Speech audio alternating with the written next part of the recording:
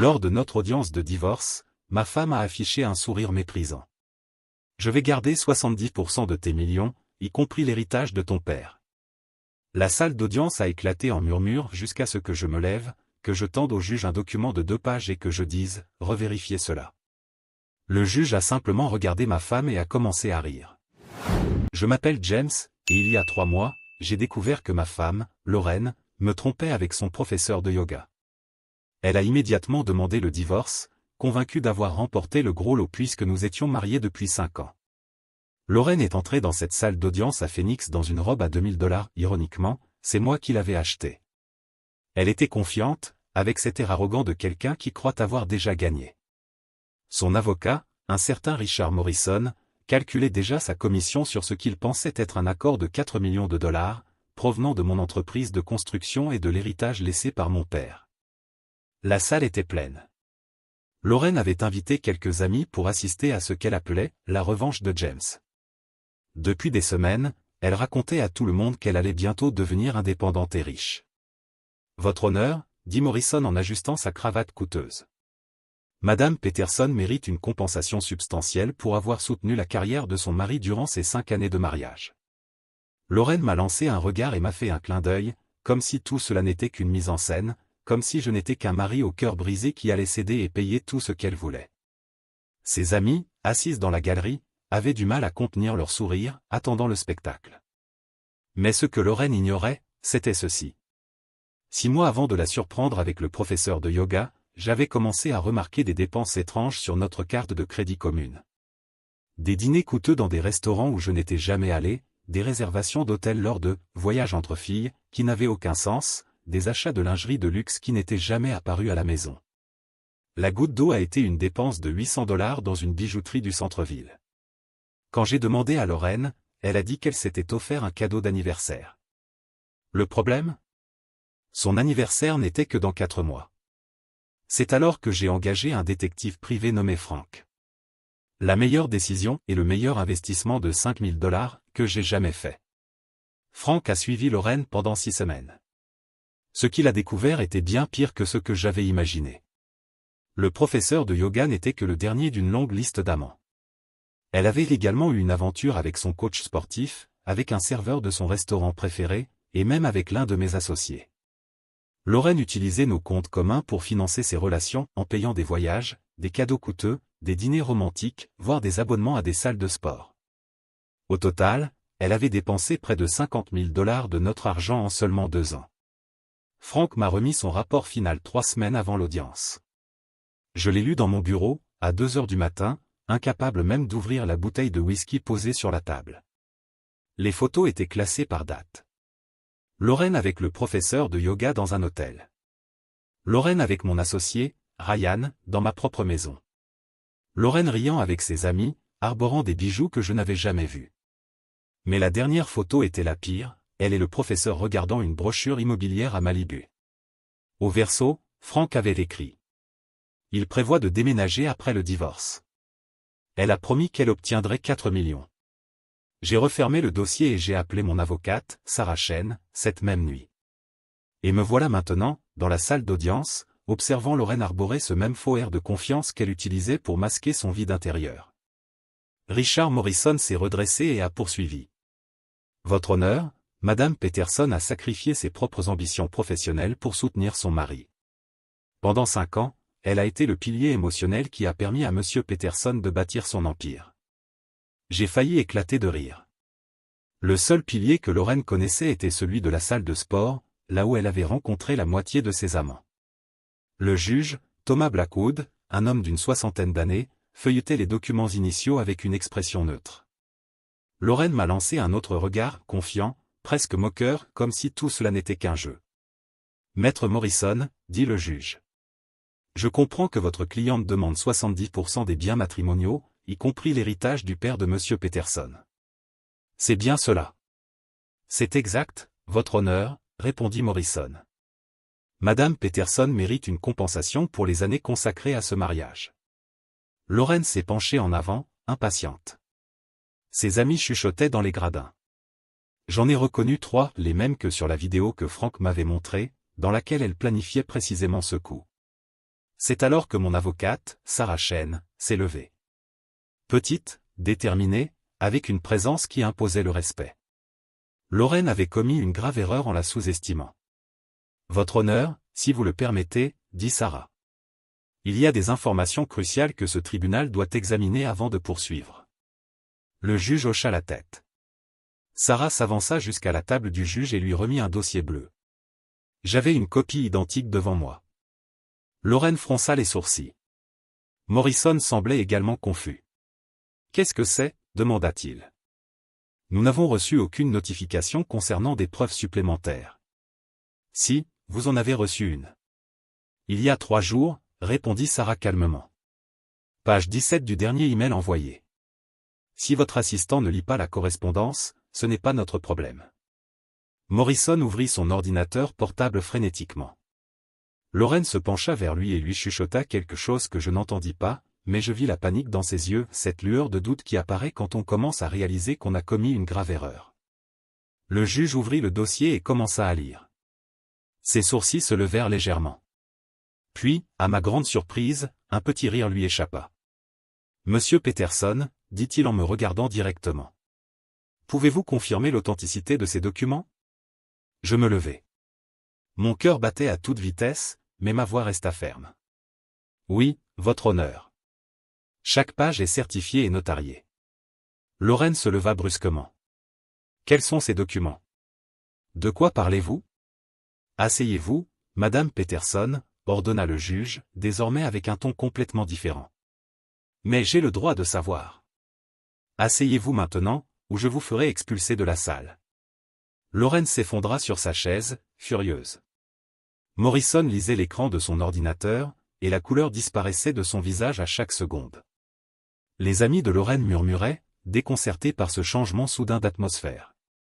Le juge lut à voix haute. Selon ces documents, le prétendu héritage de 8 millions de dollars de M. Patrick Peterson, le père du défendeur, est en réalité un compte fiduciaire vide, créé en 2019. La salle resta dans un silence absolu. Je pouvais entendre uniquement ma propre respiration. Lorraine retrouva enfin sa voix. C'est impossible. James m'a dit. Ce que j'ai dit, Lorraine, l'interrompis-je, c'est exactement ce que mon père voulait que croient toutes les personnes qui se marieraient avec moi pour mon argent. Elle me regarda comme si je venais de parler dans une autre langue. Ton père ? Patrick a créé un faux compte. Pas faux, corrigea Sarah. Réel, mais vide. Le juge poursuivit. Monsieur Patrick Peterson, décédé il y a 2 ans d'un cancer du pancréas, a établi ce compte comme une épreuve de caractère. Si son fils devait divorcer avant d'avoir atteint 10 ans de mariage, le tribunal aurait accès à cette documentation. Le juge marqua une pause, puis continua. Il y a également une lettre jointe, écrite par Monsieur Patrick Peterson 3 mois avant sa mort. Puis-je la lire à voix haute, Monsieur Peterson ? J'acquiesçai. Ma gorge était sèche. Je n'avais pas relu cette lettre depuis 2 ans, mon père me l'avait remise scellée sur son lit de mort, avec pour seule instruction de ne l'ouvrir, que si c'était vraiment nécessaire. Le juge s'éclaircit la gorge et commença à lire. À qui de droit ? Si vous lisez cette lettre, cela signifie que mon fils James traverse un divorce. James est un homme bon, peut-être trop bon. Quand il a rencontré Lorraine, j'ai remarqué des signes qu'il refusait de voir. Une femme qui a posé des questions sur les finances dès le 2e rendez-vous. Une femme qui a planifié un mariage à 100 000 $ avant même qu'il ne fasse sa demande. Une femme qui ne s'est jamais intéressée à mes traitements contre le cancer, mais qui voulait tout savoir de mon testament. Alors j'ai fait quelque chose qui pourrait sembler cruel, j'ai créé un compte fantôme. J'ai dit à James qu'il y avait 8 millions qui l'attendaient et je lui ai demandé d'en informer Lorraine. J'ai observé comment ses yeux se sont illuminés, comment elle a commencé à agir comme l'épouse parfaite non pas par amour, mais pour l'argent qui n'a jamais existé. Si James est heureux, cette lettre ne sera jamais lue. Mais si elle arrive jusqu'au tribunal, cela signifie que j'avais raison et que Lorraine a révélé son vrai visage. L'argent réel, les véritables 8 millions, sont dans un fonds fiduciaire séparé, exclusivement au nom de James. Même moi, je ne peux pas y toucher. Lui seul le pourra, quand ce cirque sera terminé. À la personne qui pensait pouvoir profiter de mon fils. Vous n'avez rien obtenu. À mon fils, James. Tu mérites quelqu'un qui t'aime sans condition. Tu es désormais libre de la trouver. Patrick Peterson. La salle resta muette. L'une des amies de Lorraine se leva et sortit sans dire un mot. Puis une autre. Et encore une autre. Comme des rats quittant un navire en train de couler. Lorraine avait les larmes aux yeux, mais ce n'était pas de la tristesse. C'était de la rage pure. C'est un piège, cria-t-elle. C'est de la manipulation. C'est une stratégie juridique, corrigea le juge en refermant le dossier. Et je dois admettre, plutôt brillante. Il se tourna vers Morrison. Maître Morrison, avez-vous quelque chose à déclarer pour défendre votre cliente? Morrison était livide. Il referma lentement son ordinateur portable. Votre honneur. Je demande une suspension d'audience pour consulter ma cliente. Rejeté. Nous avons déjà perdu assez de temps. Maître Chen, je crois comprendre que vous avez d'autres preuves. Sarah sourit. C'était le genre de sourire qui fait reculer les prédateurs. Le sourire de quelqu'un qui a senti l'odeur du sang dans l'eau. Oui, votre honneur. J'aimerais appeler notre premier témoin, Frank Morrison. Aucune relation avec l'avocat de la défense. Frank entra dans la salle avec une mallette noire. Il avait 53 ans, ancien policier, et l'une des meilleures réputations dans le domaine des enquêtes privées. Il monta à la barre et prêta serment de dire la vérité. Monsieur Morrison, commença Sarah. Pouvez-vous expliquer au tribunal ce que vous avez découvert lors de votre enquête de 6 semaines sur Madame Lorraine Peterson? Frank ouvrit la mallette et en sortit une pile de rapports, les mêmes que j'avais lus à 2 heures du matin. Pendant 6 semaines, j'ai suivi Madame Peterson. J'ai documenté 4 relations extra-conjugales simultanées. Son professeur de yoga, Marcus Webb. Son coach personnel, David Chen. Un serveur du restaurant où elle déjeune les mardis, Antonio Ruiz. Et l'associé de Monsieur Peterson, Ryan Matthews. Lorraine bondit de sa chaise. C'est un mensonge. Il ment. Madame Peterson, dernier avertissement, dit le juge d'une voix ferme. Frank continua comme s'il n'avait pas été interrompu. De plus, j'ai documenté des dépenses sur le compte joint des Peterson totalisant 47 850 $ en 2 ans. Ces dépenses incluent des cadeaux pour ses amants, des réservations d'hôtels, des escapades de week-end et, dans un cas particulier, le paiement de 3 mois de loyer pour le professeur de yoga. Avez-vous des preuves pour étayer ces allégations? Demanda le juge. 700 pages de relevés bancaires, de reçus, de photographies et de vidéos, votre honneur. Le juge s'adossa à sa chaise, regarda Lorraine, puis moi, puis Lorraine à nouveau. Madame Peterson, avez-vous quelque chose à dire? Lorraine ouvrit la bouche, puis la referma. Ses mains tremblaient sur la table. Morrison lui chuchota quelque chose, mais elle le repoussa brutalement. James, dit-elle d'une voix presque suppliante. C'est un malentendu. On peut en parler? Je répondis simplement, froidement. Non. On ne peut pas. Tu as eu 5 ans pour parler. Tu les as tous utilisés pour me voler, m'humilier et planifier tout ça. Planifier quoi? Répliqua-t-elle, désespérée. Sarah se leva calmement. Votre honneur, avec votre permission, j'aimerais présenter la vidéo numéro 7 du rapport de Monsieur Morrison. Le juge acquiesça. Sarah connecta l'ordinateur portable à l'écran géant de la salle. L'image montra Lorraine dans un café. Je reconnus l'endroit, c'était près de la salle de yoga où elle prenait ses cours. La date en bas à gauche indiquait le 28 octobre, 4 mois avant qu'elle ne demande le divorce. Dans la vidéo, Lorraine était assise avec 3 amis, les mêmes qui avaient quitté la salle quelques minutes plus tôt. L'audio était parfaitement clair. 5 ans de plus et je me barre, disait Lorraine en riant. Ryan a dit que James avait environ 8 millions de son père, plus son entreprise. On parle de 12 millions, facile. L'une des amies demanda.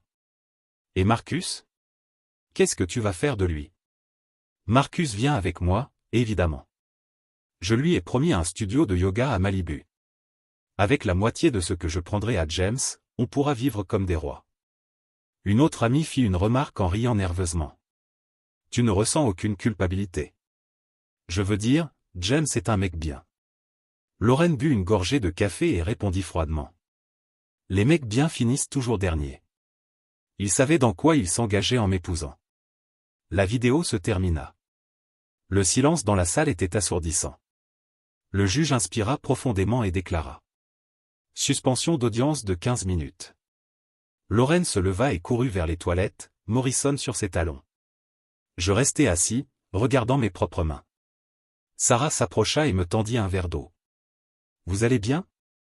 demanda-t-elle. « Je ne sais pas, » répondis-je.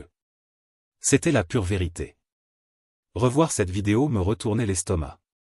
Entendre Lorraine parler de moi comme si je n'étais qu'un distributeur automatique, comme si 5 années de mariage n'avaient rien signifié, c'était écœurant. Frank s'assit à côté de moi. Il parla doucement, presque en chuchotant. Il y a d'autres vidéos. Pire que celle-là. Voulez-vous que Sarah les présente? Je secouai la tête. Celle-ci suffit. Je ne veux pas la détruire complètement. Je veux juste que tout cela se termine. Frank hocha la tête. Il avait été policier pendant 20 ans avant de devenir détective privé. Il m'avait dit que mon affaire était l'une des plus simples qu'il ait jamais eues. Lorraine n'était pas prudente. Elle ne cherchait même pas à cacher quoi que ce soit, elle pensait que j'étais trop stupide pour m'en rendre compte. Je me souvins du jour où j'avais engagé Frank. C'était juste après avoir découvert cette dépense de $800 dans une bijouterie. Je lui avais montré le relevé, et il m'avait simplement dit. Vous avez 2 options, la confronter maintenant sans preuve, ou attendre et rassembler tout ce dont vous avez besoin pour vous protéger. J'avais choisi d'attendre. Ce furent les 6 semaines les plus longues de ma vie. La première semaine, Frank m'appela un mardi après-midi. J'étais en réunion avec des entrepreneurs quand mon téléphone vibra. Le message disait. Je l'ai vu entrer au Marriott avec un homme à 14 heures. Ce n'est pas le professeur de yoga. J'avais dû quitter la salle précipitamment. J'étais allé aux toilettes pour vomir. Puis je m'étais lavé le visage, j'avais respiré profondément et j'étais retourné à la réunion comme si de rien n'était. Personne ne savait que, à ce moment précis, je venais de confirmer que ma femme me trompait. À 19 heures, je rentrai à la maison. Lorraine était dans la cuisine, en train de préparer le dîner. Elle portait un de mes vieux tabliers et fredonnait avec la radio. Elle m'embrassa en entrant. « Ta journée s'est bien passée ?» demanda-t-elle. « Longue. » répondis-je. « La mienne aussi. J'ai eu mon cours de yoga ce matin, puis je suis allé au spa avec Jennifer. J'avais besoin de me détendre. » Jennifer. L'une des amies de la vidéo. L'une de celles qui avait fui la salle d'audience. Je me servis un verre de vin et m'assis à table. J'observais Lorraine se déplacer dans la cuisine avec cette légèreté calculée, souriante, agissant comme l'épouse parfaite. Et je savais que tout cela n'était qu'un mensonge. « Qu'est-ce qu'il y a ?» demanda-t-elle, remarquant mon silence. « Rien, juste de la fatigue. » « Pauvre chérie, après le dîner, je te ferai un massage. » Nous avons dîné en silence. Elle parlait de ce spa où elle n'était jamais allée, inventant chaque détail. Je hochais simplement la tête, souriant et me détestant de ne pas la confronter sur le champ. Mais Frank m'avait dit. 6 semaines. Donnez-moi 6 semaines, et vous aurez tout ce qu'il faut. La deuxième semaine fut pire. Frank découvrit le coach personnel. Il m'envoya des photos de Lorraine sortant d'une autre salle de sport, en train d'embrasser un homme qui ressemblait à un mannequin. Je l'appelai immédiatement. Combien? Demandai-je sans saluer. Je continue d'enquêter, répondit Frank. Mais, James, il y a autre chose que vous devez savoir. Quoi? Elle cherche des avocats spécialisés en divorce. J'ai trouvé 3 consultations enregistrées dans son historique de recherche. Je me suis assis dans mon bureau, les lumières éteintes. Il était minuit. Lorraine pensait que j'étais en voyage d'affaires à Seattle, mais en réalité, j'étais là, dans mon propre immeuble, essayant de digérer tout ce qui se passait. Ma femme me trompait avec plusieurs hommes, planifiait de divorcer de moi, et pourtant je rentrais à la maison chaque soir, je l'embrassais, je faisais semblant que tout allait bien. La 3e semaine, Frank m'a demandé de le retrouver dans un café. Je suis arrivé à 6 heures du matin. Il était déjà là, un nouveau dossier à la main. « Asseyez-vous », dit-il. Mon café a refroidi sans que je n'y touche. « Votre associé, Ryan », commença Frank. « Elle est aussi avec lui. » Ça, c'était différent. Les autres étaient des inconnus, des hommes que je ne connaissais même pas. Mais Ryan était mon ami depuis l'université. Nous avions fondé l'entreprise ensemble, il y a 8 ans. J'avais été son témoin de mariage, et il avait été celui que Lorraine avait choisi pour le nôtre. Depuis combien de temps? Demandai-je. 14 mois. 14 mois. Plus d'1 an. Ryan venait chez moi pour les dîners du vendredi, s'asseyait dans mon salon, buvait ma bière, riait à mes blagues, puis allait coucher avec ma femme. Il y a plus, dit Frank. Mais je ne sais pas si vous voulez l'entendre maintenant. Je veux tout savoir, répondis-je. Ne me cachez plus rien. Frank ouvrit le dossier et sortit des copies de relevés bancaires. Votre compte joint, celui que vous utilisez pour les dépenses du foyer. Lorraine y transfère de l'argent. De petites sommes, 5 cents ici, 3 cents là. Cela représente déjà près de 50 000 $ en 2 ans. Où va cet argent? Cadeau, voyage. En février, elle a payé 3 mois de loyer pour l'appartement du professeur de yoga. En juillet, elle a acheté une Rolex pour quelqu'un. Je suis encore en train de vérifier pour qui. Je regardais les documents. Chaque transfert avait une date, et je me souvenais de chacune d'elles. Le 14 février de l'année dernière, Lorraine m'avait dit qu'elle avait besoin de 2 000 $ pour une retraite de yoga. Le 15 juillet, elle avait demandé de l'argent pour acheter un cadeau d'anniversaire à sa mère. Tout était faux. Frank, dis-je, je veux tout savoir. Ne me cache plus rien. Il acquiesça. Les 3 semaines suivantes furent un enfer. Chaque jour, Frank m'envoyait des mises à jour. Des photos de Lorraine avec Marcus, le professeur de yoga. Des vidéos d'elle entrant dans l'appartement de Ryan. Des enregistrements de messages qu'il avait récupérés grâce à notre forfait téléphonique commun. Les messages étaient les pires. Lorraine écrivait à Marcus. James est au travail. Viens, Ryan. J'ai hâte que tout ça soit fini et qu'on puisse enfin être ensemble. À son coach sportif. Merci pour hier. Tu es meilleur que mon mari en tout. Chaque message était un coup de couteau. Chaque photo, un poison. Mais ce qui m'a permis de rester sain d'esprit, c'était le dossier bleu sur mon bureau, les documents de la fausse fiducie de mon père, la lettre qu'il avait écrite en sachant exactement qui était Lorraine. Mon père était mort d'un cancer du pancréas. Les 3 derniers mois avaient été brutaux. J'étais là tous les jours à l'hôpital, tenant sa main, le regardant s'éteindre. Lorraine lui avait rendu visite 2 fois. 2 fois en 3 mois. Et à chaque fois, elle s'était plainte de l'odeur de l'hôpital, repartant au bout de 20 minutes. Peu avant de mourir, mon père m'avait appelé dans sa chambre. Nous étions seuls. Il m'avait remis une enveloppe scellée. Ne l'ouvre que lorsque ce sera nécessaire, m'avait-il dit. Tu sauras quand. Papa, de quoi parles-tu? James, je t'aime, mais tu es trop confiant. Lorraine est celle que je crois qu'elle est. Quand tu découvriras que j'avais raison, suis les instructions à la lettre. J'ai ouvert l'enveloppe 3 semaines après avoir engagé Frank. Les instructions étaient claires. Attendre, documenter, se préparer, et, quand le moment serait venu, utiliser la fiducie fantôme comme arme ultime. Et maintenant, assis dans cette salle d'audience, voyant Lorraine revenir des toilettes les yeux rouges et le maquillage coulant, j'ai enfin compris ce que mon père avait fait. Il ne m'avait pas laissé de l'argent, il m'avait laissé la liberté. La pause prit fin. Lorraine et Morrison reprirent leur place. Elle ne me regardait plus. Ses yeux étaient fixés sur la table, ses poings serrés. Le juge Blackwood parcourut quelques documents avant de parler. Maître Chen, je crois comprendre qu'il y a encore des preuves à présenter. Sarah se leva. Oui, votre honneur. J'aimerais que le tribunal examine les documents marqués en tant qu'annexe et les relevés bancaires du compte joint des Peterson sur les 24 derniers mois. Morrison se pencha en avant. Votre honneur, ces relevés ont déjà été examinés lors de la phase de découverte. Mais ils ne l'ont pas été correctement, répliqua Sarah. Avec votre permission, j'aimerais présenter une analyse détaillée. Le juge acquiesça. Sarah connecta à nouveau l'ordinateur portable à l'écran géant. Un tableau apparut, rempli de colonnes de chiffres et de dates. Comme vous pouvez le voir, commença-t-elle, au cours des 2 dernières années, il y a eu des transferts irréguliers totalisant 47 850 $. Tous ont été autorisés par Madame Peterson. Lorraine parla enfin. C'étaient des dépenses domestiques. Nourriture, factures, services. Une Rolex à 8 000 $ est une dépense domestique? L'interrompit Sarah.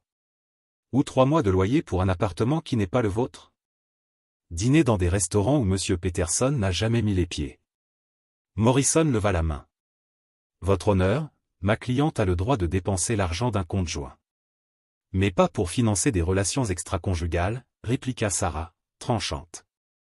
Et certainement pas lorsque ces relations font partie d'un plan soigneusement élaboré pour tromper son mari et tirer profit du divorce. Le juge feuilleta les documents devant lui. Madame Peterson, pouvez-vous expliquer ces transactions? Lorraine ouvrit la bouche, puis la referma. Elle regarda Morrison, qui secoua la tête, lui déconseillant de parler. Je n'ai rien à expliquer, dit-elle finalement, la voix tremblante. James invente tout cela parce qu'il est jaloux. Sarah esquissa un léger sourire. Votre honneur, j'aimerais appeler mon prochain témoin, Marcus Webb. La porte de la salle s'ouvrit. Marcus entra.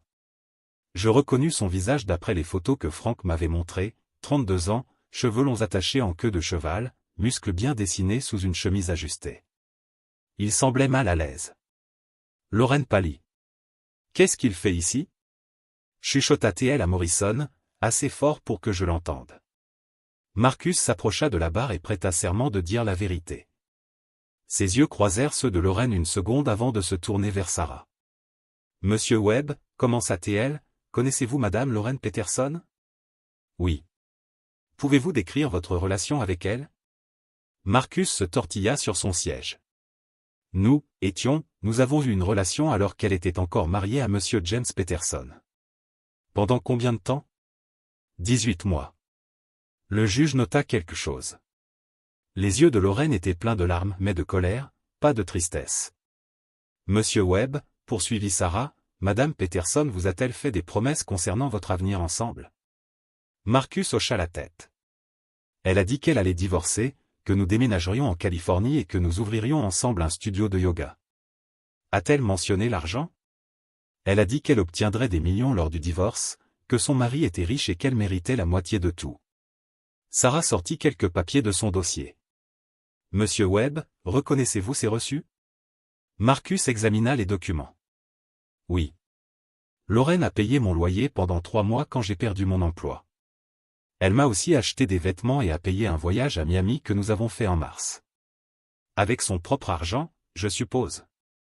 Je n'ai pas demandé. Sarah se tourna vers le juge. Votre honneur, ces reçus montrent que Madame Peterson a dépensé 8 500 $ pour Monsieur Webb, en utilisant le compte joint qu'elle partageait avec son mari. Le juge leva les yeux vers Lorraine. Est-ce vrai, Madame Peterson? Lorraine essuya ses larmes. Marcus traversait une période difficile. Je voulais juste l'aider, en tant qu'ami. Les amies ont-elles généralement des relations sexuelles pendant 18 mois? Lança Sarah. Morrison se leva. Objection, votre honneur. C'est inapproprié. Rejeté, répondit le juge sans hésiter. Continuez, maître Chen. Sarah fit un pas en avant. Monsieur Webb, lorsque Madame Peterson parlait du divorce, a-t-elle jamais mentionné des sentiments pour son mari? Marcus hésita. Le juge le fixa. Dites la vérité au tribunal, Monsieur Webb. Marcus prit une profonde inspiration. Elle l'appelait le distributeur automatique. Elle disait qu'il était ennuyeux mais utile, qu'après le divorce, elle pourrait enfin vivre la vie qu'elle méritait. Je regardai Lorraine. Elle avait la tête baissée, les épaules tremblantes. Encore une question, Monsieur Webb, dit Sarah. Madame Peterson a-t-elle déjà mentionné qu'il y avait d'autres hommes en plus de vous? Marcus cligna des yeux, confus. D'autres hommes? Saviez-vous qu'elle entretenait simultanément des relations avec vous, avec l'associé de son mari et avec son coach personnel? La couleur disparut du visage de Marcus. Non, elle m'a dit que j'étais le seul. Que le mariage était mort et qu'elle attendait juste le bon moment pour partir. Merci, Monsieur Webb. Je n'ai plus de questions. Marcus quitta la barre. En passant devant la table de Lorraine, il s'arrêta. Tu t'es servi de moi, dit-il à voix basse. Tu m'as fait croire que je comptais pour toi, Marcus. Lorraine leva les yeux, surprise. Marcus continua. Je me demandais pourquoi tu avais cessé de répondre à mes appels après avoir demandé le divorce. Maintenant je sais. Tu avais juste besoin de moi jusqu'à ce que tu obtiennes l'argent. Il sortit de la salle. Morrison chuchota quelque chose à Lorraine, mais elle l'ignora. Elle regardait maintenant droit dans mes yeux, les siens rouges. James, s'il te plaît, pouvons-nous régler ça? Je ne répondis pas. Sarah préparait déjà le document suivant.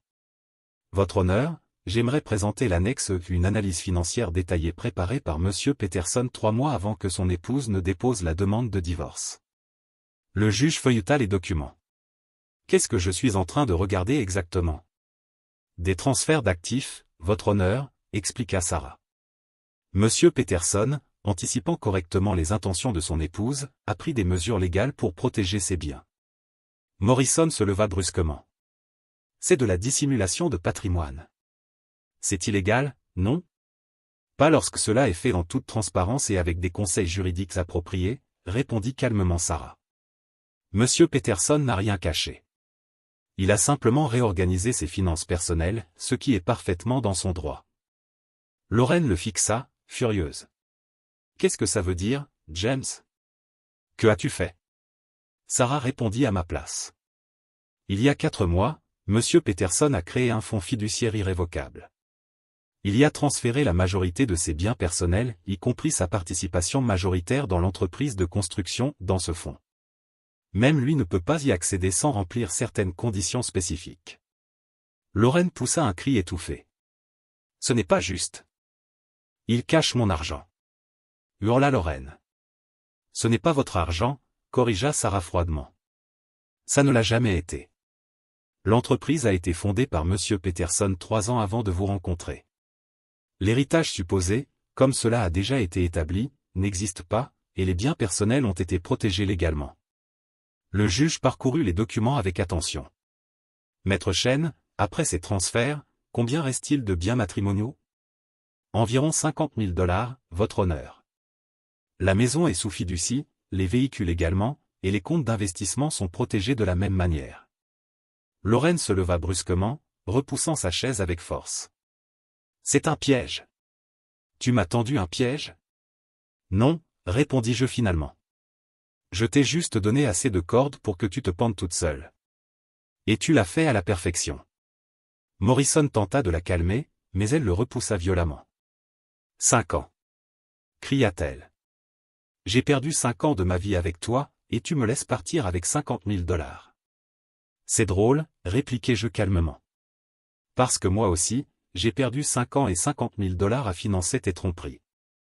Je crois qu'on est quitte. Le marteau du juge claqua avec force. Silence. Madame Peterson, maîtrisez-vous ou je vous ferai expulser de la salle. Lorraine s'effondra sur sa chaise, éclatant en sanglots. Morrison semblait abattu. Le juge passa plusieurs minutes à relire ses notes. La salle était entièrement silencieuse. Lorraine sanglotait doucement, le visage enfoui dans ses mains. Morrison avait déjà renoncé à la consoler. Finalement, le juge leva les yeux. Maître Chen, un autre témoin? Juste un dernier, votre honneur. J'aimerais appeler Monsieur Ryan Matthews. Lorraine releva brusquement la tête. Ses yeux s'écarquillèrent de panique pure. Non, vous ne pouvez pas faire ça, murmura-t-elle. La porte s'ouvrit. Ryan entra. Mon ancien associé. Mon ancien ami. L'homme qui avait trahi 14 mois de ma vie. Il avait l'air détruit, amaigri, des cernes profonds, les épaules affaissées. Il s'assit à la barre des témoins sans me regarder. Il prêta serment de dire la vérité, la voix tremblante. Monsieur Matthews, commença Sarah, vous étiez associé de Monsieur Peterson, n'est-ce pas? Je l'étais. Vous ne l'êtes plus? Ryan s'éclaircit la gorge. James a racheté mes parts de l'entreprise il y a 2 mois. Je n'ai plus de participation. Pourquoi? Ryan finit par me regarder. Il y avait de la culpabilité dans ses yeux, mais je ne ressentais plus rien. Parce que j'ai eu une liaison avec sa femme. Il l'a découvert et m'a donné 2 options, vendre mes parts ou faire face à un procès pour rupture de contrat et comportement contraire à l'éthique. Morrison se leva. Votre honneur, ceci est sans rapport avec l'affaire de divorce. C'est tout à fait pertinent, répliqua Sarah. Cela démontre le comportement récurrent de Madame Peterson et sa volonté d'exploiter les relations de son mari à son propre avantage. Le juge acquiesça. Continuez. Sarah s'approcha de Ryan. Monsieur Matthews, combien de temps votre relation avec Madame Peterson a-t-elle duré? 14 mois. Vous a-t-elle fait des promesses? Ryan baissa les yeux. Elle a dit qu'elle divorcerait, que nous serions ensemble, et qu'avec l'argent du divorce, nous pourrions créer notre propre entreprise. Une entreprise distincte de celle de Monsieur Peterson? Oui. Elle disait que James était trop conservateur et qu'avec sa part, nous pourrions faire quelque chose de plus grand. Lorraine cria depuis sa chaise. Menteur! C'est toi qui es venu vers moi. Le juge frappa à nouveau son marteau. Madame Peterson, dernier avertissement. Sarah poursuivit, imperturbable. Monsieur Matthews, Madame Peterson a-t-elle mentionné des montants spécifiques? Elle parlait de 8 millions. Elle disait que c'était l'héritage du père de James et que, par la loi, elle aurait droit à la moitié à cause des années de mariage. Et vous y avez cru? Ryan se frotta le visage avec les mains. J'ai voulu y croire. J'étais aveugle. Lorraine était persuasive. Et quand avez-vous découvert qu'il y avait d'autres hommes? Ryan cligna des yeux, surpris. D'autres hommes? Oui. Le professeur de yoga, le coach sportif, étiez-vous au courant? Le sang quitta son visage. Non, elle m'a dit que le mariage était terminé. Que j'étais le seul. Sarah prit alors son téléphone et projeta quelque chose sur le grand écran. Des messages textes. Je reconnus le numéro de Lorraine. Ces messages proviennent de Madame Peterson et vous sont adressés, Monsieur Matthews. Pouvez-vous lire celui du 15 mars? Ryan lut à voix haute, la voix brisée. Je ne peux pas te voir cette semaine. James se doute de quelque chose, mais bientôt tout sera fini et nous serons libres. Tiens encore un peu. Et celui du 3 avril. J'ai engagé un avocat pour le divorce. Il a dit que je pourrais obtenir au moins 60%. Avec 8 millions, ça fait presque 5. Suffisant pour nous. Sarah retourna à sa table. Monsieur Matthews, à un moment quelconque au cours de ces 14 mois, Madame Peterson a-t-elle montré des sentiments sincères envers vous? Amour, engagement? Ryan secoua la tête. Jamais. Elle ne parlait que d'argent. De la vie que nous aurions après. Mais jamais, pas une seule fois, elle n'a dit qu'elle m'aimait. Merci. Je n'ai plus de questions. Ryan se leva.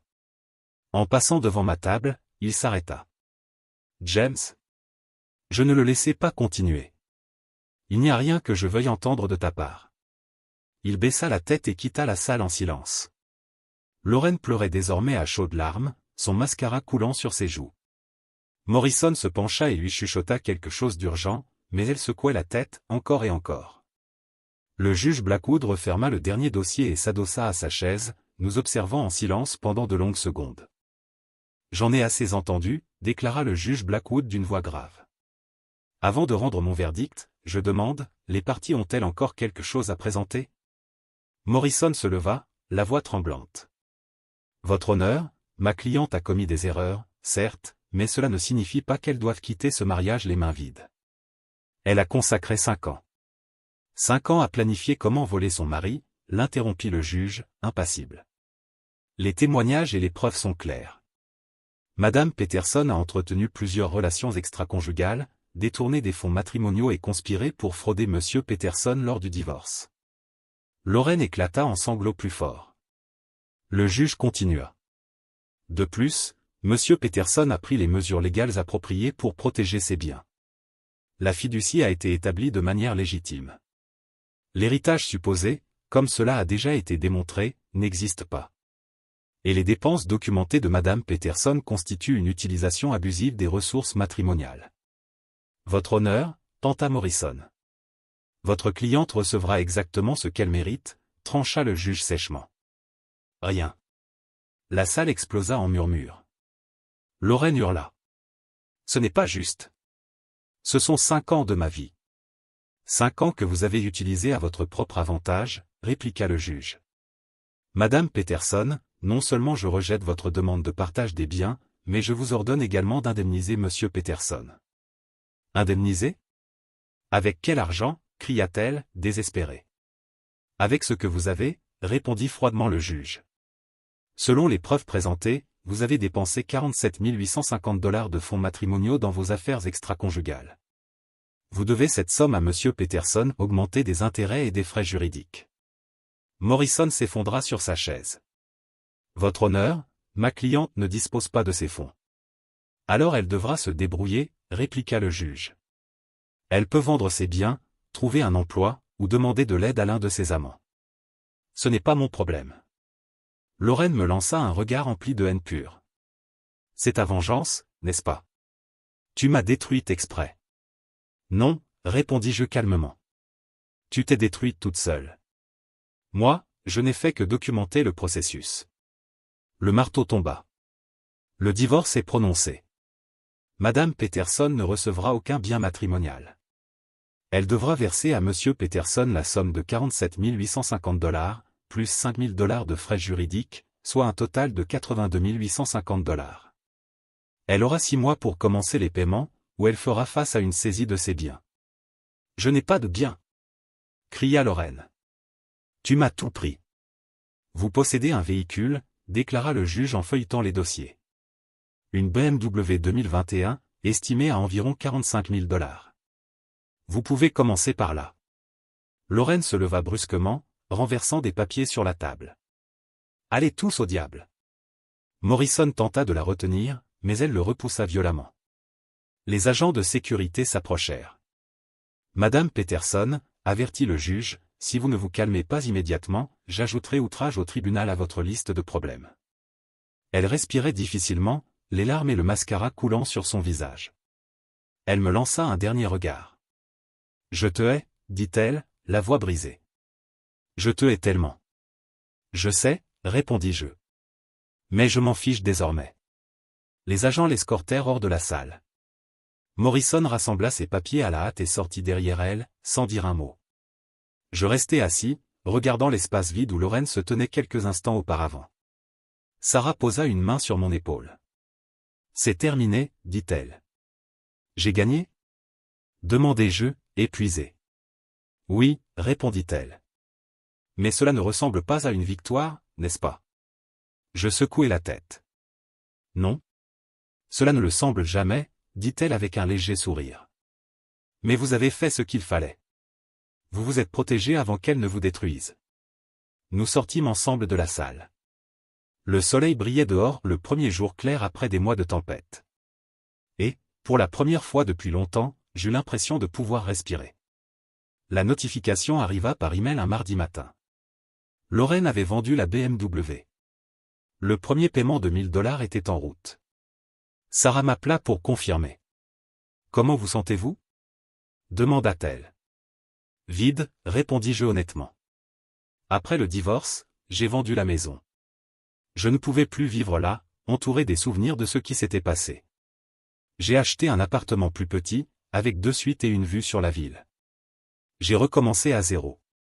L'entreprise de construction continua de prospérer. Sans Ryan, j'ai dû tout réorganiser. J'ai engagé une nouvelle associée recommandée par mon avocat. Elle s'appelait Patricia. 20 ans d'expérience, ferme, professionnelle, directe. Aucune patience pour les drames. J'ai entendu parler de votre divorce, dit-elle lors de notre première réunion. Je suis désolé pour ce qui s'est passé. Ne le soyez pas, répondis-je. C'est la meilleure chose qui pouvait m'arriver. Et c'était vrai. Chaque jour, je me sentais plus léger. Je n'avais plus à m'inquiéter de savoir où se trouvait Lorraine. Plus besoin de faire semblant que tout allait bien. Plus besoin de me mentir à moi-même. Frank, le détective, m'appelait de temps en temps pour déjeuner. Lors d'un de ses repas, il mentionna Lorraine. Elle vit chez sa mère, dit-il. Sa famille l'a rejetée après le procès. Seule sa mère l'a accueillie. Et Marcus? Et Ryan? Demandai-je. Marcus a déménagé dans un autre état. Il a ouvert un studio de yoga avec son propre argent et a bloqué Lorraine partout.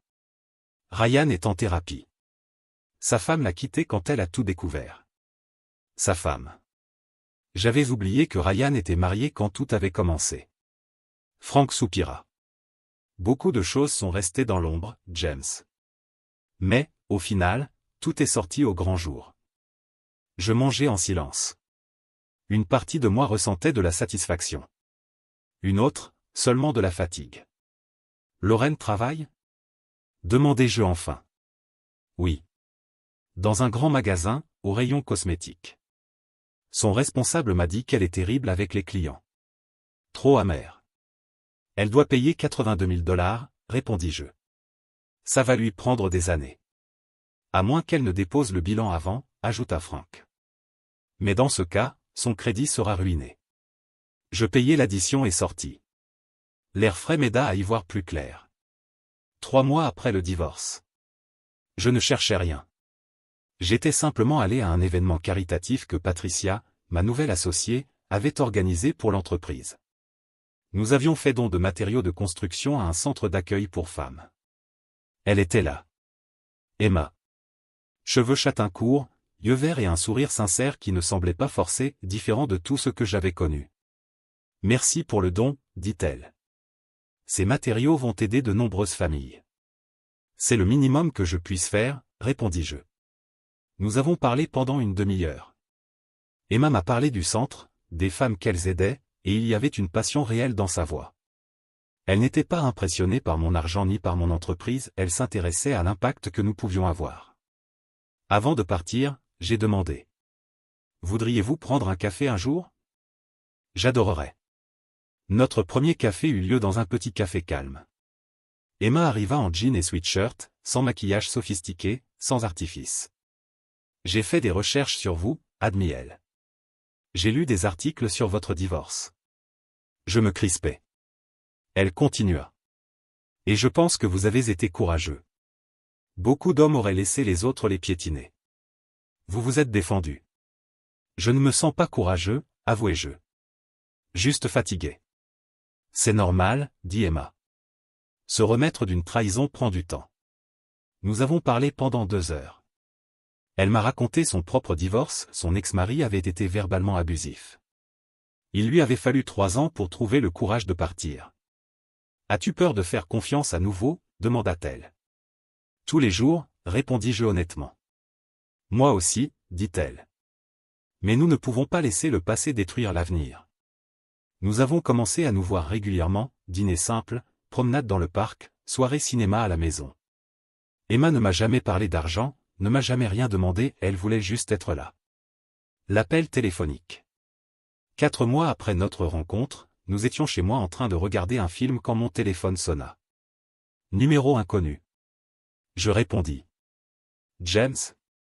La voix de Lorraine. Je me levai du canapé. Emma me regarda, inquiète. Que veux-tu, Lorraine? J'ai besoin de te parler, s'il te plaît, juste 5 minutes. Nous n'avons plus rien à nous dire. S'il te plaît.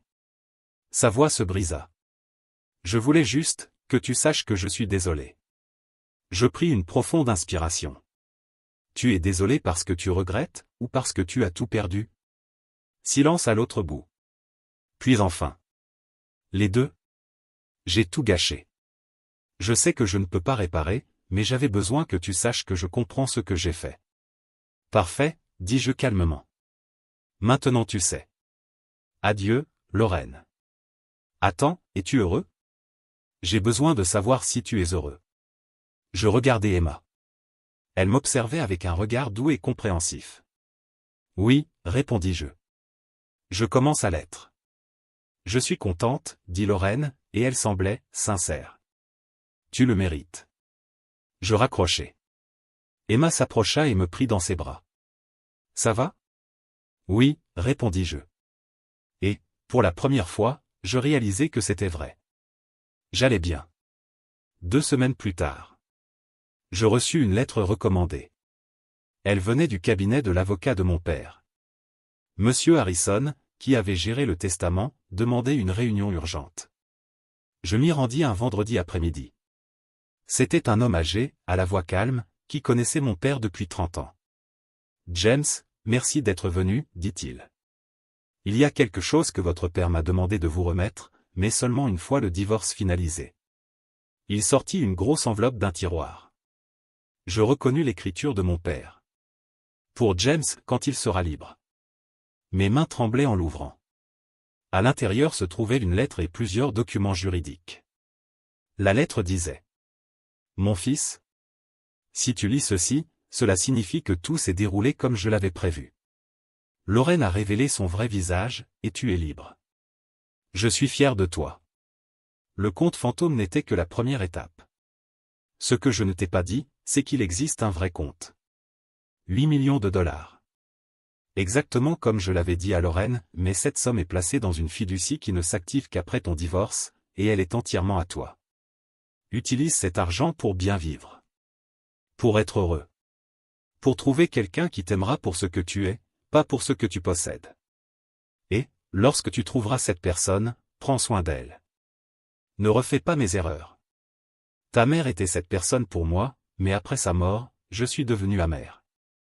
J'ai construit des murs, j'ai testé les gens, j'ai vécu dans la méfiance. Je ne veux pas cela pour toi. Vis, James. Aime. Sois heureux. C'est mon dernier souhait. Avec amour. Papa. Les documents confirmaient tout. La fiducie existait. 8 millions de dollars étaient à ma disposition immédiatement. Je quittai le cabinet, abasourdi. J'appelai Emma. Peux-tu venir? Je dois te raconter quelque chose. Nous nous sommes retrouvés dans un parc près de son travail. Je lui ai tout raconté, la lettre, l'argent réel, le dernier cadeau de mon père. Emma m'écouta en silence. Quand j'eus terminé, elle dit simplement: Ton père t'aimait énormément. Oui, répondis-je, les larmes aux yeux. Et il avait raison sur tout. Qu'est-ce que tu vas faire de cet argent? Je ne sais pas encore. Mais je veux l'utiliser pour quelque chose de bien, quelque chose qui le rendrait fier. Emma prit ma main. Quoi que ce soit, je serai à tes côtés. À cet instant, je compris que ce que mon père avait écrit était la pure vérité. La véritable héritage n'était pas l'argent. C'était la liberté de recommencer. La possibilité d'aimer sans peur. Et la paix d'être enfin chez moi, à l'intérieur de moi-même. Et à ce moment-là, assis sur ce banc dans le parc avec Emma à mes côtés, j'ai enfin compris ce que mon père voulait dire. Ce n'était pas une question d'argent. Ça ne l'avait jamais été. Il s'agissait de trouver quelqu'un de vrai. Le centre d'accueil était terminé, 3 étages, 20 chambres, un espace de jeu pour enfants et un centre de formation professionnelle. Je lui ai donné le nom de mon père, Centre d'Espoir Patrick Peterson. Emma était à mes côtés lors de l'inauguration. Elle n'était plus seulement ma petite amie, elle était ma fiancée. La bague à son doigt était simple, élégante, sans ostentation. Tout comme elle. Ton père serait fier, dit Emma en serrant ma main. Je sais, répondis-je. J'ai utilisé 3 millions de la fiducie pour construire le centre. Le reste, je l'ai investi avec Patricia, en développant l'entreprise et en créant un fonds pour les femmes entrepreneuses. Chaque année, 20 femmes recevraient un capital de départ pour lancer leur propre activité. Patricia s'approcha avec une jeune femme à ses côtés. James, Emma, je veux vous présenter notre première bénéficiaire. Elle s'appelle Sophia. Sophia avait 25 ans et venait de sortir d'une relation abusive. Elle allait utiliser le fonds pour ouvrir une boulangerie. Merci, dit Sophia, les larmes aux yeux. Vous n'avez pas idée de ce que cela représente pour moi. Tout le monde mérite une seconde chance, répondis-je. Profitez bien de la vôtre. Après l'inauguration, Emma et moi sommes allés dîner dans notre restaurant préféré, un petit italien où le propriétaire nous connaissait par nos prénoms. As-tu eu des nouvelles de Lorraine? Demanda Emma pendant le repas. Sarah m'a dit qu'elle a fini de payer la dette le mois dernier. Elle a tout vendu, voiture, bijoux, vêtements de luxe, tout. Et qu'est-ce que tu ressens à ce sujet? Rien, répondis-je sincèrement. Je ne ressens plus rien pour elle. Ni colère, ni satisfaction. Juste, rien. C'est bien, dit Emma. Cela signifie que tu es guéri. Elle avait raison. Les premiers mois après le divorce avaient été difficiles, nuits blanches, doutes constants, peur de refaire confiance. Mais avec la thérapie et le soutien d'Emma, j'ai lentement reconstruit ma vie. Es-tu prêt pour demain? Demanda-t-elle. Demain aurait lieu notre rendez-vous avec le planificateur de mariage.